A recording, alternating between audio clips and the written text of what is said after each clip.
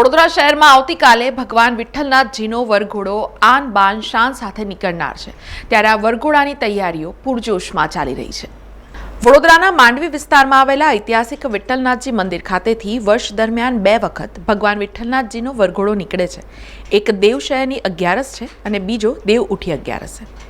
આવતીકાલે દેવશયની 11 હોવાથી ભગવાન વિઠ્ઠલનાથજીનો 216મો વરઘોડો પરંપરાગત રીતે વડોદરાના રાજવી ગાયકવાડ પરિવારના પૂજન અર્ચન બાદ સવારે 9 કલાકે નિજ મંદિરથી પ્રસ્થાન કરશે। આ વરઘોડો માંડવી થઈને વિવિધ રાજમાર્ગો પર ફરી કીર્તિ મંદિર સ્થિત શિવ મંદિર ખાતે પહોંચશે, જ્યાં હરિહરનું મિલન થશે, જે બાદ પુનઃ વરઘોડો નીકળી નિજ મંદિરે સાંજે પધારશે। આવતીકાલે દિવસ દરમિયાન ભક્તો માટે દર્શન ખુલ્લા રહેશે। મંદિરમાં ભગવાનના વરઘોડાને લઈને તમામ તૈયારીઓને અંતિમ ઓપ આપવામાં આવી રહ્યો છે। ઐતિહાસિક માંડવી દરવાજાની જર્જરિત હાલતને લઈને પરંપરા જળવાય તે હેતુસર આ વખતે રથમાં નહીં પરંતુ પાલખીમાં બિરાજમાન કરીને ભગવાન વિઠ્ઠલનાથજીને માંડવી દરવાજાથી પ્રસ્થાન કરાવીને પુનઃ રથમાં બિરાજમાન કરવામાં આવશે। જે વરઘોડો સોના ચાંદીના રથમાં નીકળવાનો છે, રથની તૈયારી થઈ ગઈ છે, ઘોડાઓ શણગારી દેવામાં આવ્યા છે।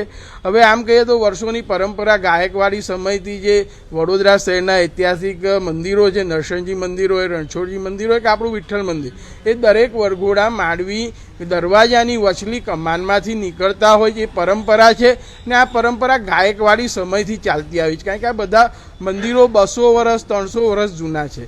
પરંતુ હાલમાં જે રીતે માંડવી દરવાજાની જે દયનીય પરિસ્થિતિ છે, જે રીતે રિસ્ટોરેશનનું કામ હાથમાં લેવામાં આવ્યું છે અને જે રીતે માંડવીના સેન્ટર આર્ચીસોની વચ્ચે જે ગડરો લગાવી દેવામાં આવ્યા છે, તેને લીધે આપણો જે રથ છે એ માંડવીના દરવાજામાંથી નીકળી શકે એવી કોઈ પરિસ્થિતિ છે જ નહીં, શક્યતા।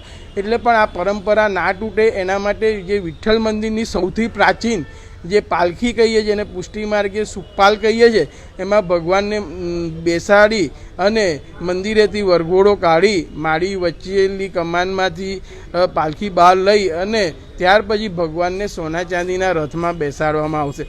સમાચારોના સતત અપડેટ માટે TNN ન્યૂઝને YouTube પર સબસ્ક્રાઇબ કરી બેલ આઇકોન પ્રેસ કરો અને અમારી સાથે જોડાયેલા રહો Facebook, Instagram અને Twitter ઉપર।